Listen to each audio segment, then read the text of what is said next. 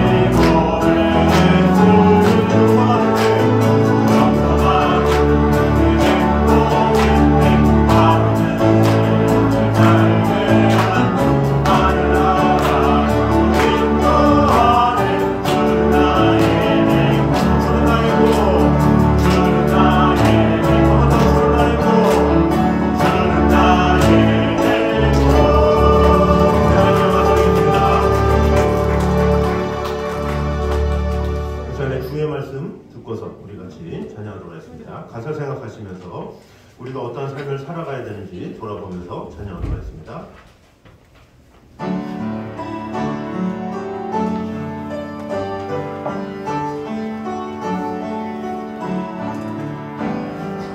주의 말씀 듣고서 준행하는 자는 반석 위에 터잡고 집을 지은 같아. 비가 오고 흘러도 바람 부딪혀도 반석 위에 세운 길 무너지지 않아. 잘 짓고 잘 짓세 우리 집 잘 짓세. 만세 반석 위에라 우리 집 잘 짓세. 주의 말씀 듣고도 맹치 않는 자는 노래 위에 떠나고 집을 지은 같아. 비가 오고 흘러도 바람 부딪힐 때 노래 위에 세운 길 크게 무너지네. 잘 짓고 잘 짓세 우리 집 잘 짓세. 만세 반석 위에라 우리 집. 우리 다 같이 일어나서 고백합니다. 세상 모든 사람들 집을 짓는다니 반석 위가 아니면 모래 위에 짓네. 우리 모두 오셔서 지은 삶을 들 때 새로운 꿈으로 살아서 영영 상걸 주리. 잘 짓고 잘 짓세 우리 집 잘 짓세. 만세 반석 위에다 우리 집 잘 짓세. 아멘. 이 시간에 한 목소리로 같이 기도를 하겠습니다. 우리의 삶을 어디 위에 세울 것인지를 잘 돌아보면서 오직 만서반석 위에 세우며 주님의 뜻을 따라 살아가기에 부족함이 없는 성도가 되게 하여 주시옵소서. 이 시간에 한 목소리로 같이 기도를 하겠습니다. 찬양주님 감사합니다. 감사합니다.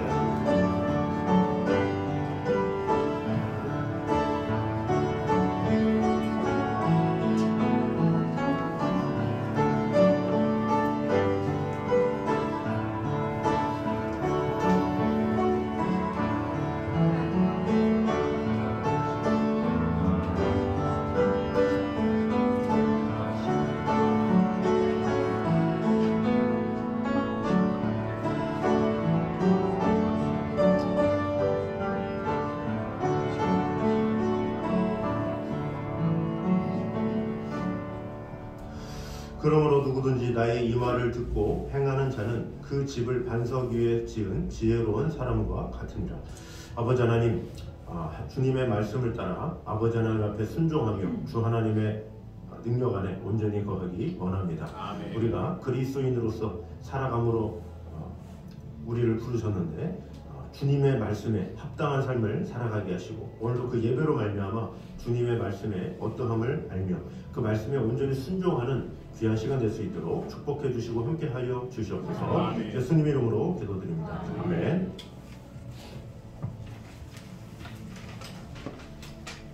앞에 있는 사도신경으로 우리 신앙을 고백하겠습니다.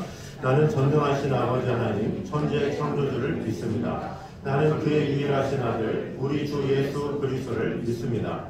그는 성령으로 잉태되어 동정녀 마리아에게서 나시고 본디오 빌라도에게 고난을 받아 십자가에 못 박혀 죽으시고 장사일 사흘 만에 죽은 자 가운데서 다시 살아나셨으며 하늘에 오르시어 전능하신 아버지 하나님 우편에 앉아 계시다가 거기로부터 살아있는 자와 죽은 자를 심판하러 오십니다.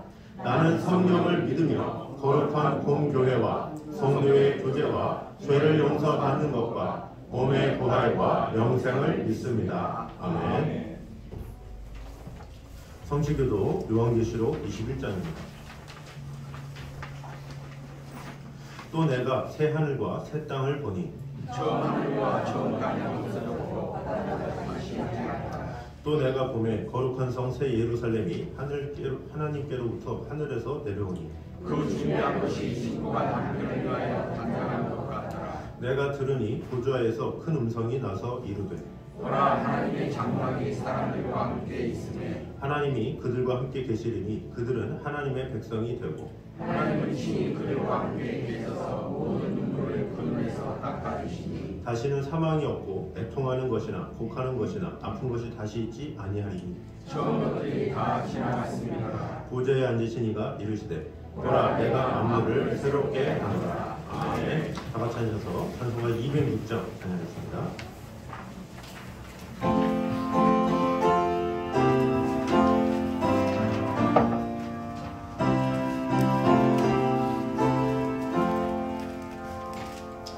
주님의 귀한 말씀은 내 발의 빛이요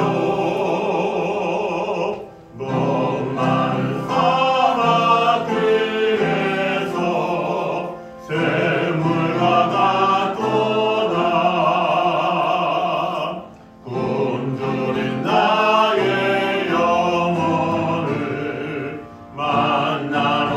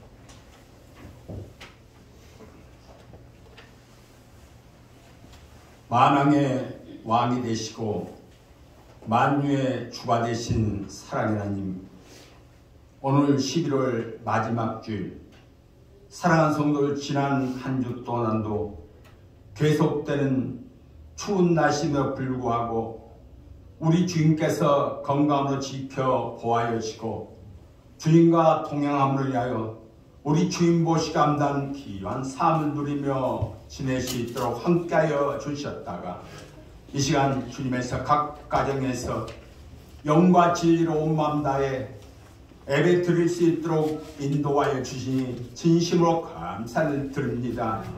이 시간도 함께 예배드린 공동체 귀한 생명들, 우리의 모든 걸 주님 앞에 내려놓고 우리의 마음과 우리의 생각이 주님을 향하게 하여 주셔서 주님의 신 귀한 말씀을 통하여 우리의 아픈 상처들이 치유되는 놀라운 주님 역사가 일어날 수 있도록 축복하여 주시옵소서.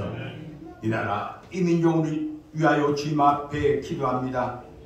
2023년 시작하니까 엊그제 같은데 이제 한 달여밖에 남지 않은 줄 우리 좀 말씀 믿사오니 우리 주님께서 함께하셔 남는 기간도 사랑과 기쁨이 넘치며 주님의 영광만 드러낼 수 있도록 축복하여 주시옵소서.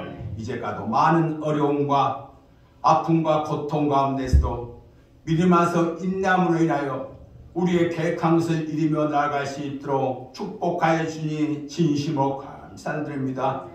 앞으로도 모든 국민들이 나라 민족을 위한 늘 깨어 기도하며 헌신하며 희생하시도록 도와주셔서 이 나라 이 민족이 모든 국민의 영원한 통일도 이루어질 수 있도록 도와주시옵시고 낭갑이 어려서 주님의 뜻을 같이 하신 날이 하루속히 올 수 있도록 축복하여 주시옵소서. 사랑하는 애감교회와 공동체 기여한 생명들 우리 주님 상한 깔대를 꺾지 아니하고 꺼져가는 등불도 끄지 아니하신 주님 좀 믿사오니 어떠한 땅 광풍이 불자도 흔들지 않고 굳건한 믿음 가지고 주님의 신 귀한 사명들과 우리의 비전들을 이루어 나아감을 위하여 우리의 지경을 넓혀갈 수 있도록 축복하여 주시옵소서.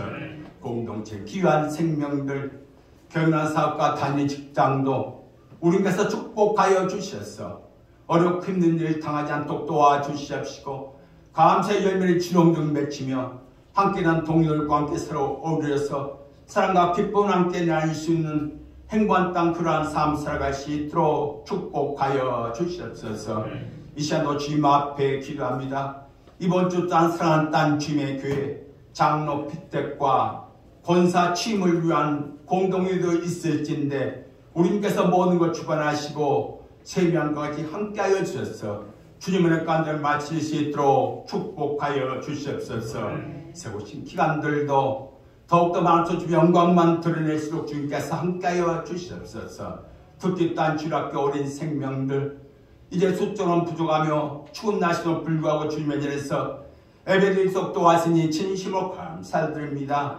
함께 보는 사람 남목사님 사모님도 함께하여 주시고 항상 건강으로 지켜보아주셔서 어린 생명과 사랑과 기쁨을 함께 나눌 수 있는 귀한 시간들을 낼 수 있도록 축복하여 주시옵소서. 이 시간도 영역 공동체 귀한 생명의 귀한 가정들 하루의 삶들에 딴 주님의 가운데 복되고 즐거운 삶이 되며 진리를 말씀하셔서 주님의 영광만 드리는 귀한 삶이 되며 어떠한 어려움을 만날지라도 불평하지 않고 감사하면서 매일매일 기도 응답받는 놀라운 주님 역사 체험될 수 있도록 축복하여 주시옵소서. 사랑하는 자녀를 가지고 주님의 품 안에서 보호하였소서. 그들이 가는 길이 믿음 안에서 주님의 영광만 드러낼 수 있는 축복의 땅 귀한 길만 가기에 붙잡며 도와주시옵시고 앞으로도 땅 그들의 계획한 것 다 일정 속에서 이루며 나아갈 수 있도록 좋은 길만 인도하여 함께하여 주시옵소서. 그러라 찬양대로 건강과 아무것도 하시는 점 있사오니 앞으로 땅 건강의 축복도 허락하시고 매일매일 그 입술로 기도한 체험증답받는 놀라운 지막사 체험되는 기쁨이 아름답고 복된 귀한 삶 마음껏 누리며 생활할 수 있도록 주님께서 함께하여 주시옵소서. 이 시간도 마음과 뜻과 정성을 다해서 주님 앞에 찬양할 때 이 찬양 받아 주시옵소서. 이 시간도 말씀을 증거하는 사랑했던 목사님도 어려웠다 한 달밖에 남지 않은 줄 우리 말씀 믿사오니 한 달 동안도 출근의 가운데 기쁨과 감사 넘치는 행복한 땅 그러한 시간을 낼수록 축복하여 주시옵시고 교회간 일정 속에도 주님의 심치해 가지고 하나하나 이뤄내며 건강까지도 주님께서 책임져서 건강 때문에 털떠나마 상함이 없도록 건강의 축복도 허락하여 주시옵소서. 성령의 능력 따라 주님의 신 귀한 말씀 입술로 선포할 때 그 말씀이 생명 있는 귀한 말씀이 되도록 하시고 그 말씀이 우리의 신명 깊은 곳에 임하였어서 날마다 딴 아름다운 열매를 맺을 수 있도록 축복하여 주시옵소서. 이 시간 온 말씀을 증거하는 담임목사 남목사님 그러나 찬양대 예배의원 주님의 셔 각가지 맨 귀한 생명들 11월 마지막 주일 하나님을 열려주며 축복해 귀한 시간으로 역사하신다 함께하여 주시옵소서. 이 모든 말씀을 예수 그리스도 받들어 감사기도 올려옵나이다. 아멘.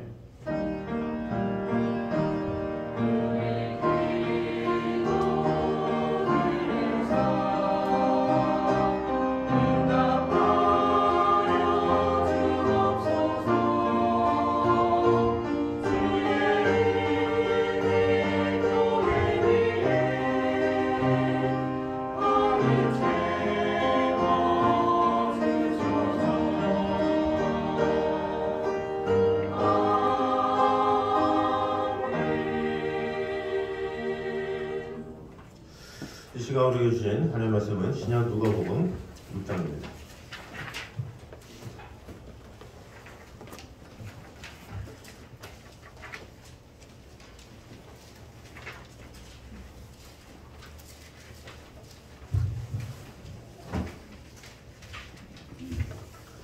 누가복음 6장 43절에서 49절까지 말씀입니다.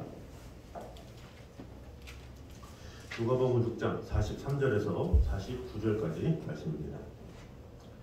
못된 열매 맺는 좋은 나무가 없고 또 좋은 열매 맺는 못된 나무가 없느니라. 나무는 각각 그 열매와 하나니 가시나무에서 무화과를 또는 들에서 포도를 내나니 못하느니라. 선한 사람은 마음에 쌓은 선에서 선을 내고 악한 자는 그 쌓은 악에서 악을 내나니 이는 마음에 가득한 것을 입으로 말함이니라. 너희는 나를 불러 주여 주여 하면서도 어찌하여 내가 말하는 것을 행하지 아니하느냐. 내게 나와 내 말을 듣고 행하는 자마다 누구와 같은 것을 너희에게 보이리라. 집을 짓되 기빈하고 기초를 반석 위에 놓은 사람과 같으니 그물이 나서 강과 부지를 부딪히되 잘 지었기 때문에 능히 노동하지 못하게 하더라. 다 같이 읽겠습니다. 듣고 행하지 아니하는 자는 주추 없이 흙 위에 집 지은 사람과 같으니 항로가 부딪힘에 집이 곧 무너져 파괴됨이 심하니라 하시니라. 아멘. 이 시간에 글로리아 찬양대 찬양하겠습니다.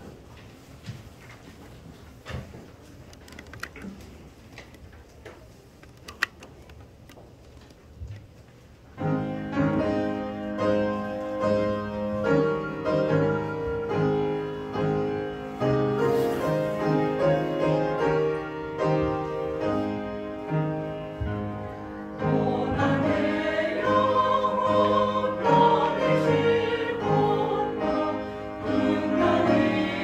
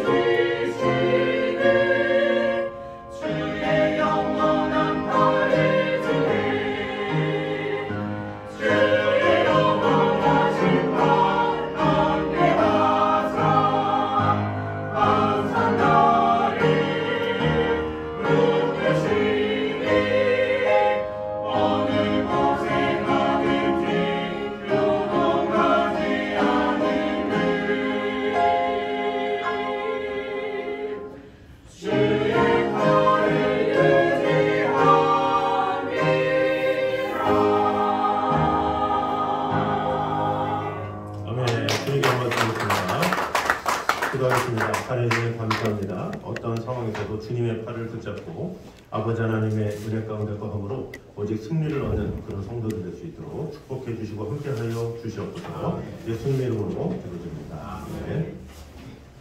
우리 교회 소식 전하도록 하겠습니다.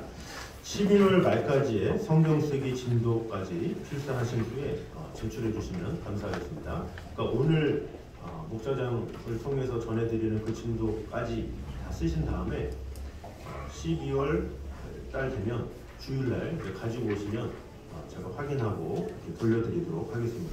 체크한 다음에 저희가 연말에 선물을 드리도록 하겠습니다.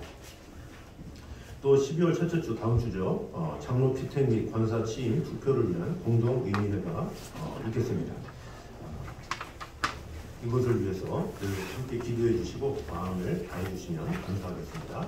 2024년 달력이 나왔습니다. 받아봐 주시면 감사하겠습니다. 자, 우리 여선왕군과 한번 인사하도록 하겠습니다. 추운 날씨 가운데 하나님과 동행합시다. 시작! 추운 날씨 가운데 하나님과 동행합시다. 아멘. 자, 오늘은 평지수훈 5번째 시간입니다. 산상수훈, 마태복음은 산상수훈이라고 그러죠. 누가복음 평지수훈이라고 합니다. 그 평지수훈 5번째 시간으로 은혜를 나누도록 하겠습니다. 본문은 이 누가복음 4장 14절에서 6장 49절까지 보면 예수님의 그 1차 갈릴리 사역에 대한 기사가 나와 있고 이제 49절까지 해서 그 갈릴리 사역에 마감이 됩니다. 그리고 6장 17절에서 49절까지는 또 평지수훈의 내용이 마감되는, 그러니까 6장 마지막을 기점으로 해서 예수님의 갈릴리 사역도 1차 갈릴리 사역도 마감됨과 동시에 평지수훈도 마감된다, 이렇게 보면 되겠습니다. 자, 그래서 이 오늘 읽었던 이 말씀은 두 가지 비유가 나오는데, 첫 번째 비유는 이 나무와 열매의 비유가 이렇게 나와 있습니다. 이 비유는 좋은 나무를 좋은 열매로 아는 것처럼 사람의 마음도 그의 행위로 알 수 있다, 이런 말씀입니다. 그래서 이 말씀은 이 산상수훈의 이 마태복음 7장 16절에서 18절 서로 병행을 이루고 있습니다. 그리고 이 비유는 이 산상수훈에서는 이 거짓 선지자의 분별과 경계를 촉구하는 문맥에서 사용한 반면에, 여기서는 사람의 선한 행위가 선한 마음에서만 나올 수 있다는 것으로 회개하고 거듭나서 새롭게 되었을 때에야 비로소 하나님의 선한 열매를 맺을 수 있다, 이것을 말씀하고 있죠. 두 번째 비유는 집과 주추의 비유입니다. 그래서 46절에서 49절까지인데 참된 제자의 모습은 외형적인 모습이나 종교적 형식에서 나타나는 것이 아니라 예수님의 모든 교훈과 가르침을 실천에 옮김으로써 나타난다, 이렇게 말을 하고 있습니다. 그래서 이 말씀은 예수님을 믿으면서도 육체적이고 현세적인 만족에만 매달려서 참된 결실을 맺지 못하는 그런 외형적인 신자들을 경계하는 교훈이라고 볼 수 있죠. 이 말씀은 마태복음 7장 21절에서 27절까지의 내용을 병행하고 있습니다. 그래서 우리가 예수님의 일들, 사역들, 이것을 마태복음, 마가복음, 누가복음, 요한복음, 이것을 한번 여러분이 이미 보신 분도 계시겠지만 늘 연구해서 보면 참 재미가 있어요. 마태복음에는 어떻게 말씀하고 있고, 누가복음은 어떻게 말씀하고 있고, 또 마가복음은 어떻게 말씀하고 있고, 또 기록된 연도가 다르고, 또 누구를 위해서 썼느냐가 다르고, 관점이 다르기 때문에 많은 것을 배울 수가 있습니다. 그래서 주일날 와서 이 말씀을 듣는 것만으로는 부족해요. 그래서 마태복음의 병행입니다. 그럼 마태복음도 여러분이 한번 깊이 있게 보시면 이렇게 병행이 되는구나 하면서 많은 또 재미 가운데, 또 충만한 가운데 볼 수 있게 됩니다.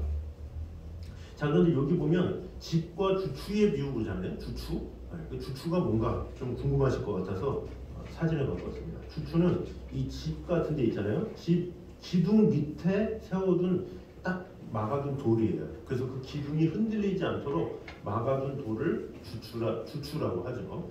근데 이 성경에서는 주추라고 하지만 실질적으로 주추를 포함한 기둥 전체, 이렇게 봐도 무방할 것 같습니다.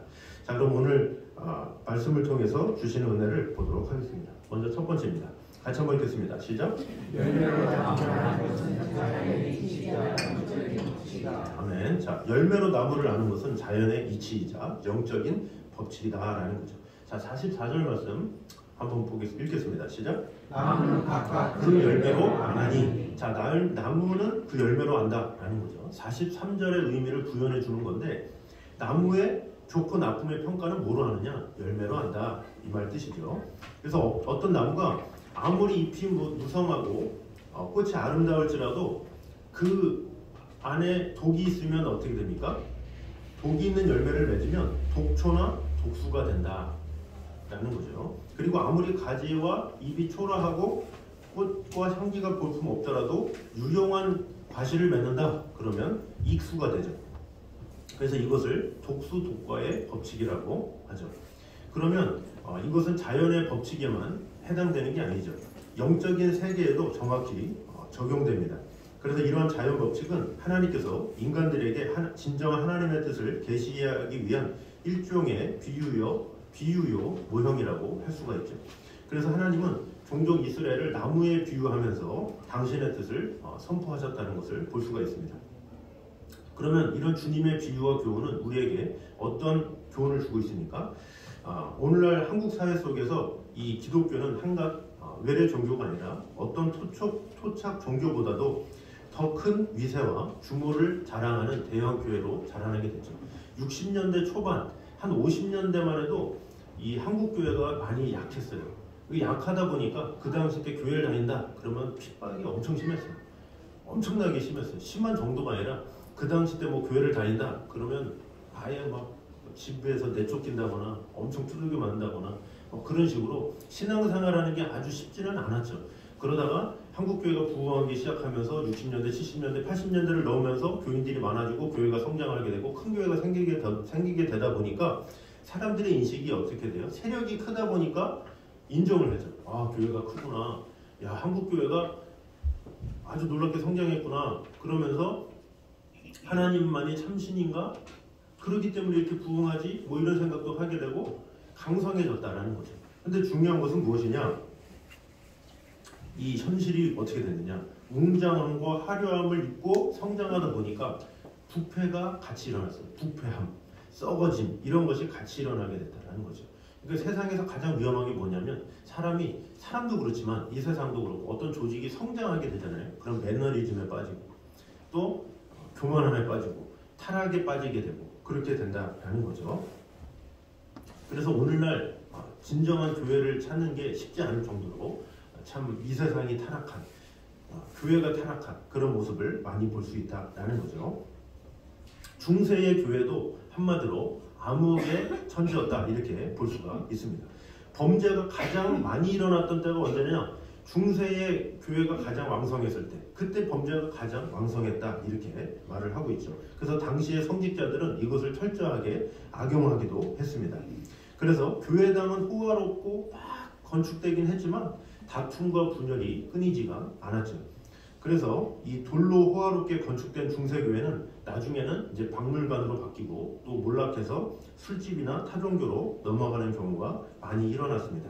그래서 역사적으로 기독교가 힘을 발휘할 때 그때부터 기독교가 타락하게 됐음을 우리는 알 수가 있어요.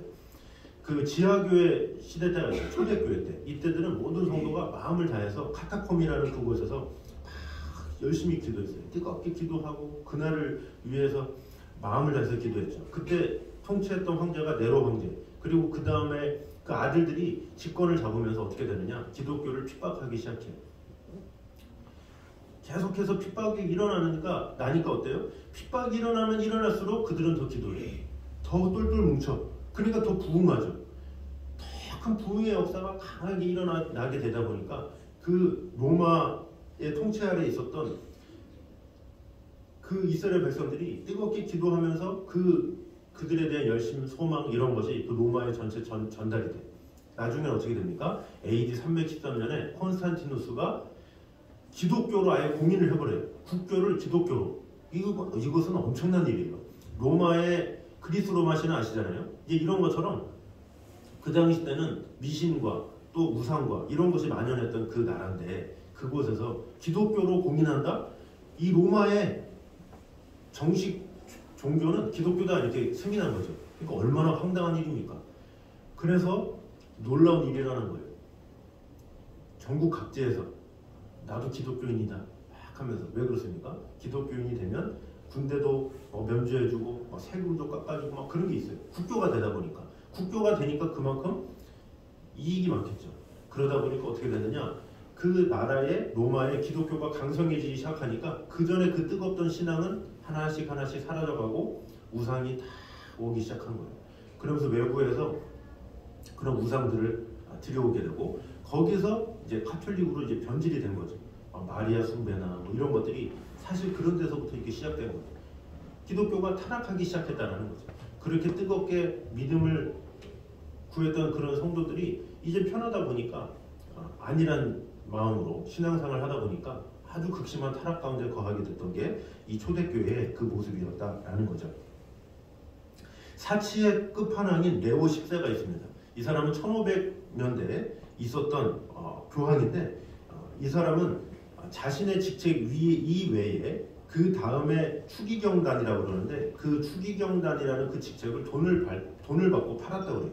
그래서 그가 매매한 관직이 2150개인데 연간 980억의 수익을 올렸다고 그러죠. 그 누가 가졌겠습니까? 본인이 가졌겠죠. 그래서 이 레오 14는 흥청망청의 이 사치로 유명한 그런 사람이었다고 그랬죠.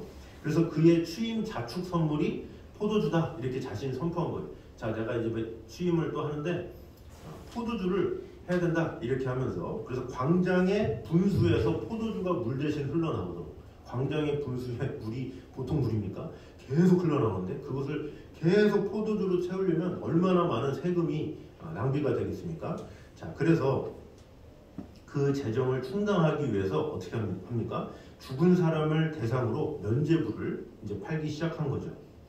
그래서 이 교황과 교회는 탐욕을 채워가고 결국에는 이 교황청의 타락이 극에 달했다라는 거죠. 그런 극에 달은 그 상황, 또 그 상황에서 죽은 사람을 위해서도 막 그를 죄들을 구원하려면 면죄부가 필요하다 그러면서 자꾸 팔아넘기고 막 사기 행각을 하니까 그것에 대해서 분노해서 일어난 사람이 누굽니까? 바로 마틴 루터죠. 마틴 루터가 아니 어떻게 그럴 수 있는가? 성경에서 분명히 믿음으로 말미암아 구원을 얻는다 이렇게 로마서에서 말씀하고 있는데 어떻게 돈을 내가지고 구원을 받아? 어떻게 이럴 수가 있어? 그러면서 그것을 대표적으로 그 외의 것들을 반박하기 시작했죠. 그것이 전부 95개예요. 95개. 하나, 둘, 셋, 넷, 다섯 해서 95개의 반박문을 마틴 루터가 하면서 종교개혁을 한 거죠. 그 당시 때의 그 타락이 바로 있었고, 마틴 루터의 종교개혁으로 인해서 이제 새롭게 말씀으로 돌아가자 이것이 있었다라는 거죠. 그래서 우리는 항상 말씀으로 깨어있는 게 필요해요. 말씀으로 깨어있지 못하면 사람이 이성을 잃고 누가 이렇다 그러면 그렇고 저렇다 그러면 그렇고 권위 있는 사람이 그렇다 그러면 그대로 따라가고 그런 경우가 있어요. 그래서 말씀 안에 세워져 있는 게 너무나도 중요해요. 이 신앙이라는 건 하나님의 말씀을 온전히 알고 그 가운데 순종하느냐가 중요한 것이지, 내가 교회만 열심히 다니고 막 충성하고 마음을 다한다고 되는 게 아니라 하나님의 말씀의 지혜를 알아야 돼요. 그러지 못하면 이 사람은 분별력을 잃어요. 저도 최근에 또 기사를 보니까 이 허경영이 있는 불로유라고 아세요? 불로유라는 거를 신도들한테 먹였대요. 이거를 먹으면 만병이 난다. 그래가지고 물을 고온에서 끓여가지고 그걸 그래서 불로유 해가지고 그걸 80대 어르신이 그걸 먹고 죽었다. 그래가지고 그게 나왔어요. 참 신기하지 않습니까? 왜 그걸 먹습니까? 그거를 먹으면 병이 안 든다라는 확신이 어디서 들었겠습니까? 왜 그런 일이 일어나느냐? 모르기 때문에 그래요. 모르니까. 맹목적으로 누가 유명한 사람이 말했다. 어떤 사람이 말했다.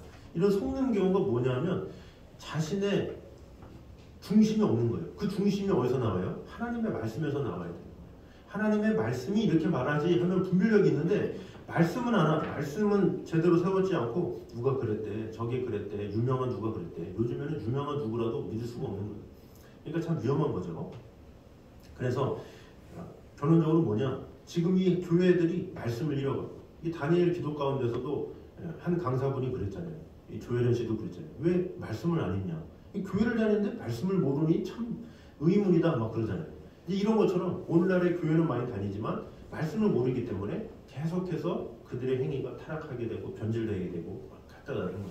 그래서 오늘날에 이런 분들이 있어요. 북한 교회, 중국 교회 이런 사람들은 다 지하 교회잖아요. 지하 교회가 말이 지하 교회지 이제 어떤 가정에 숨어가지고 몰래 예배를 드리거든요. 근데 이분들은 성경 한 구절 한 구절을 되게 소중히 여겨요. 그분들은 책이 없어요. 왜? 책이 있으면 뺏기고 죽임을 당하니까. 그래서 성경을 다 암송해버리고 아예 그 쪽지가 있으면 그것을 어떻게 막 구석에다가 보관하고 그것을 말씀 하나라도 보면서 눈물을 흘리면서 보는 그렇게 신앙생활하는 분들이에요. 근데 그런 분들이 지금 중국에도 1억이 있대. 1억. 엄청 많죠. 중국의 지하교인이 1억 명이 있대요. 그리고 북한에도 어마어마하게 많아요. 그 김정은의 정권 아래 그 숨어가지고 하는 성도들이 그렇게 많다라는 거예요. 근데 우려가 뭐냐? 혹시나 통일이 되거나 혹시나 중국이 민주주의가 국가가 돼가지고 그들이 신앙생활을 편하게 되면 오히려 타락하게 될 것이다. 걱정하는 사람도 있어요. 걱정. 그러니까 지금은 오히려 압박이 있고 막 핍박이 있고 막 시진핑이 독재하고 김정은이가 있고 그러니까 막 추여하면서 간절히 부르짖는데 거기에서 민주주의가 찾아오고 편해지면 변질된다는 거죠. 그래서 오히려 기도를 조심스럽게 하게 됩니다. 무조건 평화가 오게 해주십시오라고 하기에는 또 그들도 타락할까 봐. 그러니까 오늘날에 유럽이 이미 타락했다고 그러잖아요. 그래서 타락한 유럽교회, 타락할 한국교회 이렇게 말을 하잖아요. 그러니까 얼마나 무섭습니까? 그래서 이런 위기 가운데 이 좋은 열매는 더 좋은 열매 생산하지만 나쁜 열매는 나쁜 열매를 맺을 수밖에 없죠. 우리가 나쁜 열매를 가지고 있으면 계속적으로 나쁜 열매를 맺을 수밖에 없어요. 마태복음 7장에 이렇게 말씀합니다. 읽어보겠습니다. 시작. 그들의 열매로 그들을 알지니 무화과를 따겠느냐. 이와 같이 좋은 나무마다 아름다운 열매를 맺고 못된 나무가 나쁜 열매를 맺나니 좋은 나무가 나쁜 열매를 맺을 수 없고 못된 나무가 아름다운 열매를 맺을 수 없느니라. 아멘. 자, 그들의 열매로 그들을 안다라는 거죠. 가시나무에서 포도를 엉겅퀴에서 무화과를 따겠느냐 이렇게 말씀합니다. 그러면서 좋은 나무마다 아름다운 열매를 맺고 못된 나무가 나쁜 열매를 맺나니 좋은 나무가 나쁜 열매를 맺을 수 없고 못된 나무가 아름다운 열매를 맺을 수 없다라는 거죠. 그러면 어떻게 됩니까? 우리는 포도나무이신 주님께 붙어 있어야 되는 거죠. 우리가 좋은 나무가 되자가 아니라 우리는 근본적으로 좋은 나무가 될 수가 없어요. 근본 자체가. 그래서 진정한 좋은 나무이신 포도나무이신 주님께 붙어 있어야 된다라는 거죠. 요한복음 15장 4절입니다. 읽어보겠습니다. 시작. 내 안에 거하라 나도 너희 안에 거하리라. 가지가 포도나무에 붙어 있지 아니하면 스스로 열매를 맺을 수 없음 같이 너희도 내 안에 있지 아니하면 그러하리라. 자, 가지가 포도나무에 붙어 있지 아니하면 스스로 열매를 맺을 수 없음 같이 이렇게 말하죠.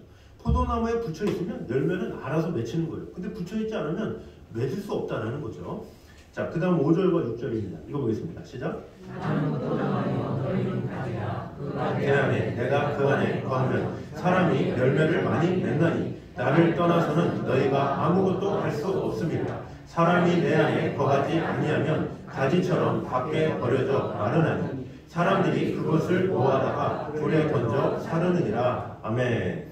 자, 나는 포도나무요 너희는 가지라. 그가 내 안에 내가 그 안에 있으면 사람이 열매를 많이 맺나니 너희 나를 떠나서는 너희가 아무것도 할 수 없습니다. 이렇게 말을 하고 있죠. 그러니까 선한 행실을 해야 되는데 착하게 살아야 되는데 노력한다고 되는 게 아니에요. 왜? 인간은 근본적으로 악인이기 때문에 사람이 착해봐야 다 그 사람이 어떻게 됩니까? 주님 안에 붙어 있어야 되는 거예요. 주님께 붙어 있어야 그 붙어 있는 그 힘으로 우리가 주님의 힘으로 열매를 맺는 거지. 우리의 힘으로 나 자신의 의로움으로 아무것도 할 수 없다는 거죠. 인간은 근본적으로 죄인이요 어떻게 할 수 없는 그런 존재다라는 것입니다. 그러므로 우리가 한국교회의 웅장함 이런 것을 보지 말고 내가 어떠한 열매를 맺는가 그것을 보고 내가 그 열매를 맺는 그 핵심은 뭡니까? 예수님께 얼마나 붙어 있느냐 이것을 꼭 기억함으로 말미암아 그 열매가 진정 하나님께서 받으시기 합당한 열매였는지 그것을 알기 위해서는 우리가 주님께 온전히 붙어 있어야 함을 꼭 기억함으로 말미암아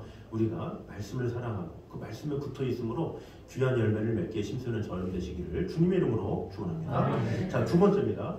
읽어보겠습니다. 시작. 말과 행위로 그 사람의 인격과 인격이 드러난다 하는 것입니다. 45절 말씀 같이 한번 읽겠습니다. 시작. 선한 사람은 마음에 쌓은 선에서 선을 내고 악한 자는 그 쌓은 악에서 악을 내나니 이는 마음에 가득한 것을 입으로 말함이니라. 아멘. 자, 나무의 본질이 그 열매로 드러나듯이 사람의 인격과 마음도 말과 행위로 드러나게 된다, 이런 말이죠. 그래서 아무리 나무를 아름답게 치장한다고 할지라도 그 열매로 인해서 그 나무의 정체가 드러나게 되죠. 사람 역시도 자신의 겉모습을 아무리 아름답게 꾸민다 할지라도 그의 말과 행위로 인해서 그의 실체가 폭로된다, 이렇게 말을 하고 있죠. 어떤 경상도 출신의 청년이 있었다고 합니다. 근데 이 청년이 사투리가 심했어요. 그래서 이제 친구들이 이렇게 그 친구를 놀린 거죠. 경상도 사람들은 혀가 짧아서 이 표준말을 제대로 못한다며 이렇게 말을 했다고 그래요.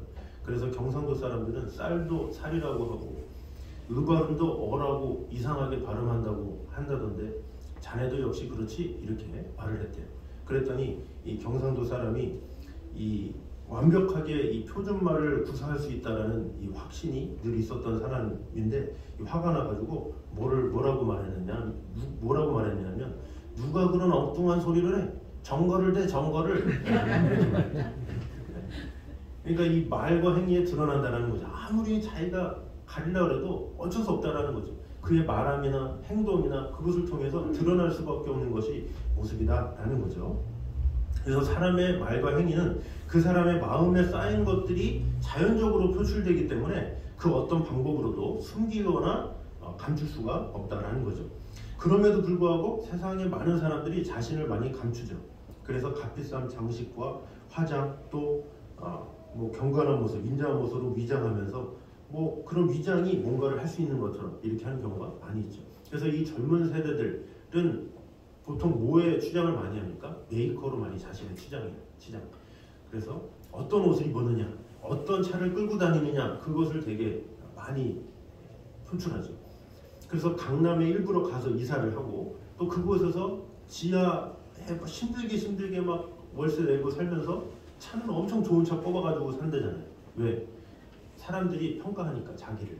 그러니까 계속 그 차로 나가는 돈도 엄청나고 나가는 비용도 엄청난데 사람들한테 좀 의시됨을 보이게 하려고 일부러 막 그런 차들을 하게 된다는 거죠. 요즘은 티셔츠도 이 젊은이들 보면 40만 원, 40만 원. 티가 그냥 티 있잖아요. 티. 난닝구 다음 거 그냥 별로. 근데 그걸 가지고 40만 원 이상짜리를 메이커를 해가지고 와 놀랐어요. 그것도 엄청나게 팔리더라고. 그런 거 보면 이 사람들이 자꾸 치장을 자꾸 하는 거죠. 여성들은 메이커 같은 거. 메이커 뭐 좋아하는 건 당연한데 그거를 막 종류별로 막 해가지고 자꾸 이렇게 바꿔가면서 막 하고 막 이런 것들을 너무 이렇게 지나치게 하는 것, 이런 것도 좀 문제가 있겠죠. 또 어떤 분들은 화장이나 자신을 치장하는 거, 이 화장하면 새로운 얼굴로 변하는 분 있잖아요. 화장 전과 후가 전혀 다른 거예요. 네. 근데 뭐 이거를 가리는 건 뭐 어쩔 수 없는데 완전히 가리고 그로부터 이제 금팔찌, 은팔찌 막 추렁 해가지고 막 창그랑 소리 나는 분들이 창그랑 손을 때마다 창그랑 마실 때마다 창그랑 그리고 와 대단하다. 어디서 그런 국물 구해야 하는지 막 창조 막 노마시대 막 그런 것처럼 마실 때도 도도하게 마시면 되잖아요. 그냥 마시면 될 걸. 그죠? 이렇게 폼 가지고 막 5만 가지 막 폼을 가지고 막 하면서 뭐 꺼낼 때도 막 전화기 꺼낼 때도 막 일부러 창글 막 하면서 그런 분들 보면 참 이제 왜 그러냐 연구를 했어요. 왜 그러냐 이 자신이 드러나야 되잖아요. 근데 이 속사람을 자랑할 수가 없으니까 겉사람이라도 드러내 보이려고 하는 거죠. 겉사람이라도 그런 사람들이 오 막 이러잖아요. 이런 것에 현안이 되는 거예요. 근데 문제는 뭐냐? 그런 겉사람을 치장할 수도 있는데 겉사람을 치중하다 보면 어때요? 겉사람을 전부로 생각해요. 아, 겉만 치중하면 되는구나. 그러면 사람들이 놀라하고 사람들이 부러워하고 와, 사람들이 막 자기를 높이는구나 생각하니까 그 사람은 더 좋은 모습, 더 아름다운 모습, 더 화려한 모습만 계속 나타내려고 계속 바꾸는 거죠. 어떻게 보면 중독이 되는 거예요. 그래서 연예인들도 막 성형 중독 이런 게 그런 거잖아요. 바꾸고 무너지고, 무너져도 또 바꾸고 또 바꾸고 또 세우고 또 무너지고 또 하고, 그 얼굴에다가 주초를 다 심어가지고 열심히 마음을 다하는 거. 그게 왜 그렇습니까? 겉이 중요하다고 생각을 하기 때문에 그래요. 그러나 시간이 지나면 어때요? 그런 분들 보면 한 5분 10분 대화만 하면 다 드러나죠. 아, 속이 비었구나, 이런 거를 알 수가 있어요. 그 사람의 깊이는 어디서 나옵니까? 인격에서 나오는 거죠. 그래서 우리가 뭐 결혼하거나 무슨 누구 배우자를 정할 때도 쉽게 합니까?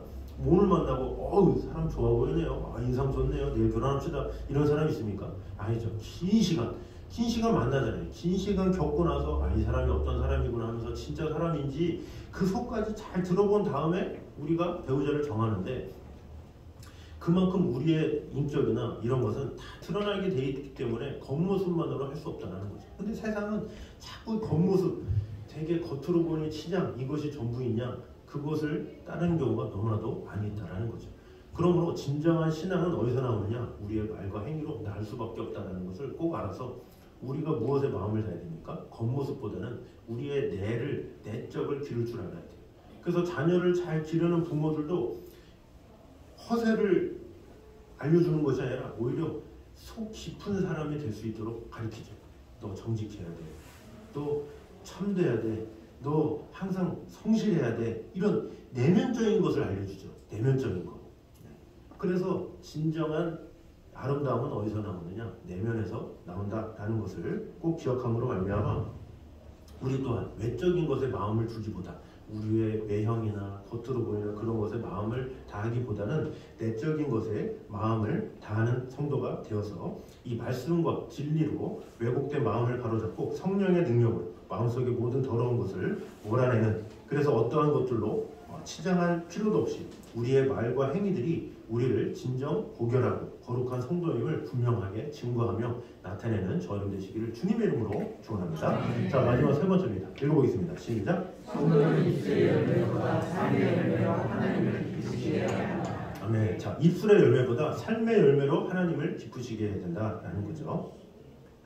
46절 보겠습니다. 시작. 너희는 나를 불러 주여 어찌하여 내가 말하는 것을 행하지 아니하느냐. 아멘. 자, 나를 불러 주여 하면서도 어찌하여 내가 말하는 것을 행하지 아니하느냐, 이렇게 말을 하고 있죠. 다시 말해서 예수님께 몰려왔던 사람들이 그렇게 많아요. 그렇게 많은데 주여 말만 해놓고서는 그렇게 안 사는 사람이 태반이다라는 거죠. 야, 너네 자꾸 나만 이렇게 부르냐, 그렇게 살아야 될 거 아니야, 이렇게 분명하게 말을 하고 있는 것이죠. 이런 주님의 책망으로 자유로운 사람이 있습니까? 우리도 다 그런 존재죠. 하나님 이렇게 살겠습니다, 저렇게 살겠습니다, 말만 그렇지 그렇게 살지 못하는 경우가 너무나도 많다라는 것이죠. 결국 이 말이 뭡니까? 말보다 실천이 앞서야 된다, 이 말입니다. 공자의 제자들 얼마나 많은지 아십니까? 공자의 제자들은 알려진 사람만 70명이에요. 알려진 사람만. 그러니까 자세히 보면 한 77명이라고 해요. 근데 알려지지 않은 제자들까지 하면 3,000명이 넘어요. 근데 그 수많은 제자들이 있는데 공자가 어느 날 그 제자 중에서 안회라는 사람이 있었어요. 그 안회가 젊은 나이에 요절을 해요. 그 젊은 나이에 죽고 나서 그 소식을 전해 들었죠. 그랬더니 이 공자가 눈물 흘리면서 괴로워했다라고 그래요. 그러면서 하늘이 나를 버렸구나, 내 사랑하는 제자 안회를 막 그러면서 대성통곡하면서 괴로워했다, 이런 기록이 나와 있어요. 이 안회가 어떤 사람이냐? 사람이 이게 조용한 사람이에요. 이 조용하고 막 그러다 보니까 되게 충성된 제자들 어때요? 말만 많잖아요. 선생님 막 이러는데 안회는 말도 없이 막, 그런데 행함이 아주 충실한 거예요. 공자가 말한 대로 그대로 행하는 거예요. 그러니까 시간이 지나다 보니까 안회, 이 사람 제대로 된 사람이구나, 이 공자가 이제 깨닫고 있었죠. 그래서 내 다음은 안회가 좀 전달받아서 참 제자가 됐으면 좋겠다, 마음의 생각을 두고 있었는데 그 안회가 젊은 나이에 죽었다라는 거죠. 자, 이 이야기가 뭡니까? 제자가 3,000명이 있어도 그만큼 이 공자의 말대로 행한 것은 아내밖에 없을 정도로 그만큼 그랬다라는 거죠. 자, 인간도 자신의 가르침을 실천하는 자를 귀히 여기며 기뻐하는데 우리 주님은 어떠하겠냐는 거죠. 이 주님이 모여라 그러면 이 산상수훈도 어때요? 평지수훈도 수많은 사람들이 모였어요. 수많은 사람들이 주님의 말씀을 들었는데 항상 남은 건 몇 명이에요? 제자 12명만 남아있었다라는 거죠. 마리아와 또 몇 명의 여성들 빼고는 다 뿔뿔이 흩어진 거예요. 이게 뭐예요? 배고프고 가난하고 뭐 없고 이럴 때는 주님께 와가지고 뭐 얻으려고 그러고 배부르고 다 등 따시고 뭐 그러면 다 떠나고 그런 모습이었다라는 거죠. 그러므로 우리는 진정 주님의 종과 제자로 생각하면 배우는 일 못지않게 말씀을 실천하는 삶 그것을 살아가야 한다라는 거죠. 그래서 입술의 열매뿐만 아니라 삶의 열매로도 하나님을 기쁘시게 하는 참다운 하나님의 백성이요 주님의 제자로서 천국 유업을 상속받기에 부끄러움 없는 자가 되어야 된다라는 것입니다. 그래서 49절에 이렇게 말합니다. 읽어보겠습니다. 시작. 듣고 행하지 아니하는 자는 주저 없이 그들의 죽지는 사람과 같으니 하늘과 부딪힘에 집이 곧 무너져 파괴됨이 심하리라 하십니다. 아멘. 자, 말씀을 듣기는 하지만 행치 않는 사람에 대한 결과가 이렇게 나와 있죠.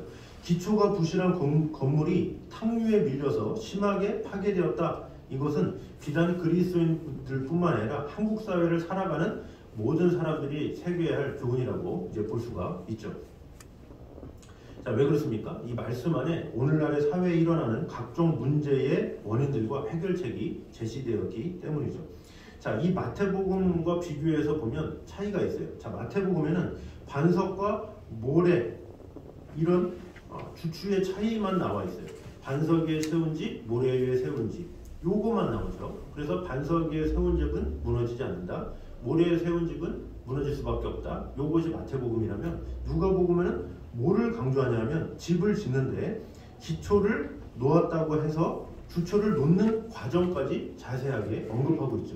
그러니까 반석 위에 집을 짓다 할지라도 주추가 없으면 안 된다. 이것을 말하는 거죠. 반석 위에 세우는 것은 당연한데 주추가 중요해. 그 주추를 잘 세워야 아까 말한 처음에 보여드렸던 그 기둥을 잘 세워야 견고하다. 이것이 누가복음에 말하고 있다라는 거죠. 결국 기초가 충실하게 지어진 건물은 어떠한 탕류에도 끄떡 없었지만 이 주추를 세우고 제대로 세운 집은 절대 무너지지 않는다. 이것을 말하고 있는 것이죠. 우리 잘 기억하시겠지만 상품백화점 사건 아시잖아요. 그것이 넘어질 때 다니엘 기도에도 나왔었지만 그 무너진 그 상황에서 실제로 알아보니까 어떻다고 그래요? 기둥을 세워야 되는데 기둥을 세우면 장소가 좁아지니까 기둥을 안 세웠다고 그러잖아요. 거기야 소름이 돋는 기둥이 보통 큽니까? 보통 백화점 기둥? 근데 이걸 세우면 장소를 더 활용을 못하니까 기둥을 안 세웠다더니 다 5개인데 4개만 세웠다 이것도 아니라 5개인데 5개 다 안 세웠다잖아요. 벌판으로 만들어야 거기서 많은 것을 넣을 수 있으니까 결국 그 부실함이 삼풍백화점을 무너지게 했다는 거죠. 성수대교 사건도 마찬가지잖아요. 성수대교가 무너졌을 때 그 다리를 딱 보니까 거기에 어떤 그 봉사했던 사람들의 수건이 막 들어가 있고 막 음식물이 들어가 있고 빵봉지가 들어가 있고 그렇대잖아요. 그러니까 얼마나 참 부실함이 극치입니까? 이런 것들이 뭡니까? 기초가 튼튼하지 못하니까 무너질 수밖에 없었다라는 거죠. 이렇게 주님의 말씀처럼 공사를 하면서 정성과 기초를 다루고 성실하게 시공을 해야 되는데 그렇지 못함으로 무너지는 경우가 너무나도 많이 있다라는 거죠. 근데 이런 현상은 건축물에만 해당되는 것이 아니죠. 외적인 성장에만 치중하면서 이 각종 이 학문과 산업 분야에 있어서도 기초가 부실해서 국가 경쟁력이 무너지는 경우가 많이 있죠. 이 오늘날에도 자격증 시험 이런 거 되게 쉬워졌어요. 옛날에는 자격증을 보려면 한 2년, 3년 열심히 공부해가지고 학원 다니고 밤늦게까지 해야 땄어요. 요즘에는 컴퓨터 앞에 앉아가지고 3개월 속성, 4개월 속성 그거 틀어놓기만 하면 돼. 영상 처음부터 끝까지 틀어놓으면 돼. 그것도 2배속으로 이렇게 하면 다 봤다 100% 돼가지고 수료증 줘요. 그리고 자격증 주고. 근데 전문가가 생기겠습니까? 그러니까 오늘날에 어딜 가도 진짜 전문가인가? 이것을 확인해야 될 때가 왔어요. 어디가 고장났어. 그럼 진짜 전문가인가? 이렇게 해야 돼요. 그래서 가짜 전문가들이 막 판을 치는 시대야. 고치지도 않았는데 고쳤다고 그러고 엔진오일도 안 넣었다고 그러고 이랬는데 안 했다고 그러고 막 그런 사람들이 너무나도 많은 막 그런 시대가 찾아왔다라는 거죠. 그런 면에서 일본 사람들은 참 성실한 것 같아요. 대부분. 일본 사람들이 좀 얄밉긴 하지만 이 사람들이 지진을 위해서 그렇다지만 어떤 그 사람들이 도로공사든지 지방공사잖아요. 그러면 그 사람들은 기본이 50년이에요. 기본이 50년 내내 해. 그러니까 와가지고 그 사람이 총각대 와가지고 은퇴할 때까지 그 공사만 하고 간대요. 그 정도로 아주 깊이 있게 하는 거죠. 중국은 어떻습니까? 한 달이면 끝나겠죠. 네. 중국 사람들은. 근데 일본 사람들은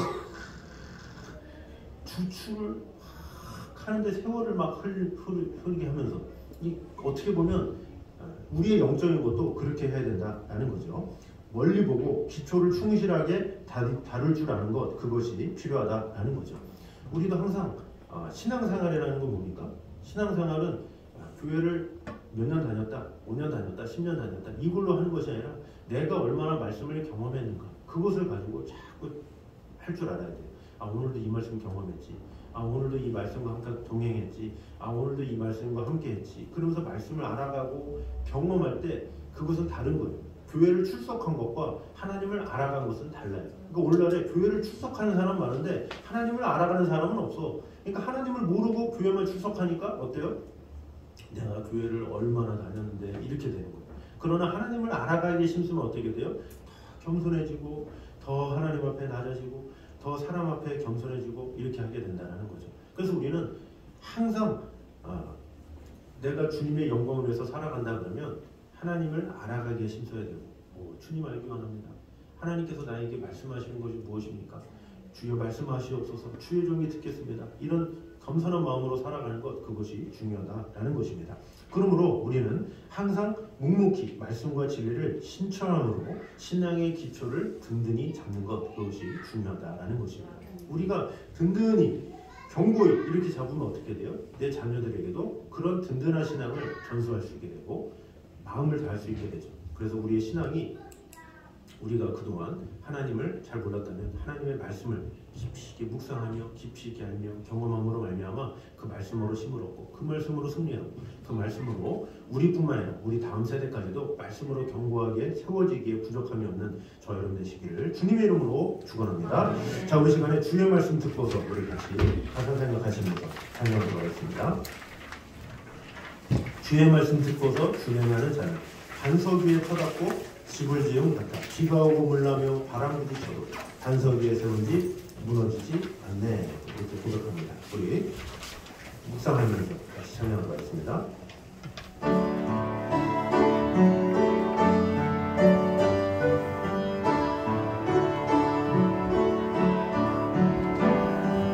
주의 말씀 듣고서 준행하는 자는 반석 위에 터닫고 집을 지은 같아 비가 오고 물나며 바람 부딪혀도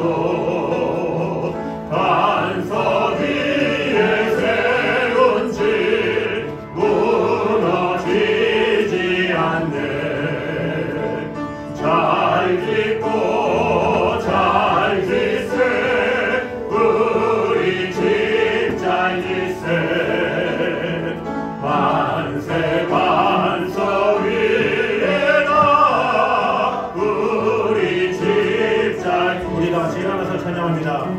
주의 말씀 듣고도 행치 않는 자는 모래 위에 터닫고 집을 지은 같아 비가 오고 물나며 바람 부딪힐 때 모래 위에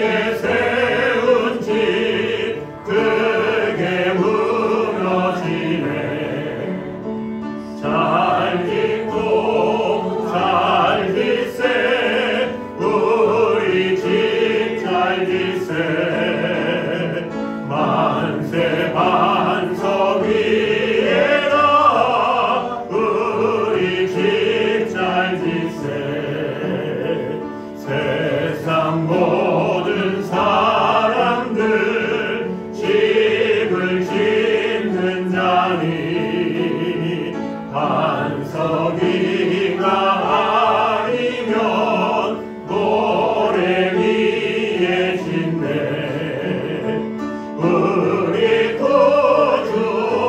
구주셔서 지은 상을 줄 때 세운 공력 따라서 영영상걸 주리 잘 짓소 잘 짓세 우리 집 잘 짓세 만세 만서 위에라 우리 집 잘 짓세. 아멘. 이 시간에 한 목소리로 같이 기도하겠습니다. 우리가 혹시 부끄러운 열매를 그동안 맺었다면 부끄러운 실체였던 우리를 인정하면서 다시 한번 겸허한 회개와 함께 선한 열매를 맺는 자가 되게 하여 주시옵소서. 우리 한국교회가 선한 열매를 맺는 교회가 되게 하여 주시옵소서. 기도했으면 좋겠습니다. 두 번째로 우리의 말과 행위들이 우리를 진정, 고결하고 거룩한 성도임을 분명하게 증거해 준다는 것을 꼭 깨달음으로 말미암아 겉으로 보이는 것을 치장하는 자가 아니라 우리의 중심을 새롭게 세우는 자가 되게 하여 주시옵소서. 기도했으면 좋겠습니다. 마지막으로 사람들이 보든 보지 않든 묵묵히 하나님의 말씀과 진리를 실천함으로 인해서 신앙의 기초를 든든히 다지는 자가 되어서 하나님을 알기에 힘쓰는, 그래서 하나님의 뜻 가운데 거하기 원합니다. 이런 고백으로 주님 앞에 나오는 그런 자가 되게 해달라고 우리 한 목소리로 같이 기도를 하겠습니다. 기도하겠습니다. 사랑해 주님 감사합니다. 우리와 함께 하시는 주님, 지켜주시는 주님, 아버지 하나님의 은혜가, 아버지 하나님의 사랑이 우리 안에 가득 넘치게 하여 주셔서 우리를 지켜주시는 하나님의 은혜가, 하나님의 평강이 우리 안에 가득 넘치게 하여 주셔서 우리를 지켜주시는 하나님의 은혜 가운데 온전히 거할 수 있도록 주님 역사하여 주셔서 아버지 하나님의 사랑이, 아버지 하나님의 은혜가 우리 안에 가득 넘치는 것을 경험할 수 있도록 지켜주시고 함께하여 주시옵소서. 우리 하나님의 말씀이 우리 안에 풍성히 거하게 하여 주셔서 그 말씀으로 승리하게 하시고 아버지 하나님의 사랑 안에 온전히 거할 수 있도록 주님 인도하여 주시옵소서. 주님만을 바라보며 아버지 하나님의 귀한 사랑 안에 온전히 거할 수 있도록 주님 역사하여 주시옵소서. 아버지 하나님께서 주시는 은혜들을 온전히 살아가며 아버지 하나님의 은혜 가운데 온전히 세울 수 있도록 지켜주시고 함께하여 주시옵소서. 주님을 사랑하오니 지켜주시고 함께하여 주시옵소서. 찬양 주님 감사합니다. 그동안 부끄러운 열매를 맺었던 저희를 용서하여 주시옵소서. 이제는 선한 열매를 맺으며 또 이 한국교회가 더욱더 거룩한 교회, 하나님께서 기뻐하시는 교회들이 될 수 있도록 축복해 주시고 함께하여 주시옵소서. 또 우리의 말과 행위를 통해서 우리가 더욱더 고결하고 거룩한 성도임을 증거하게 될 터인데 겉으로 보이는 겉모습에 치장하는 자가 아니라 보이지 않는 그 속을 잘 치장함으로 말미암아 그 속에서 역사하시는 하나님의 영광을 맛보기에 부족함이 없도록 주님 함께하여 주시옵소서. 또한 하나님의 말씀을 우리가 아무리 많이 접한다 할지라도 그 말씀대로 행하지 않으면 무슨 소용이 있겠습니까? 아버지 하나님, 사람들이 보든 보지 않든지 묵묵히 하나님의 말씀과 진리를 실천함으로 말미암아 신앙의 기초를 든든히 다지는 모든 성도들 되게 하여 주시옵소서. 그러함으로 그 말씀을 지키고 준행함으로 하나님께서 주시는 그 은총으로 우리의 신앙뿐만 아니라 내 다음 세대까지 온전히 믿음으로 이루며 하나님의 사랑 안에 거하는 것을 꿈꿀 수 있도록 지켜주시고 함께하여 주시옵소서. 이제는 우리 주 예수 그리스도의 은혜와 아버지 하나님의 무한하신 사랑과 성령님의 교통하심이 늘 하나님의 말씀을 듣고 행하기에 힘쓰기 원하는 이 자리에 있는 모든 성도들 위해 이부터 영까지 함께 있기를 간절히 축원하옵나이다. 아멘.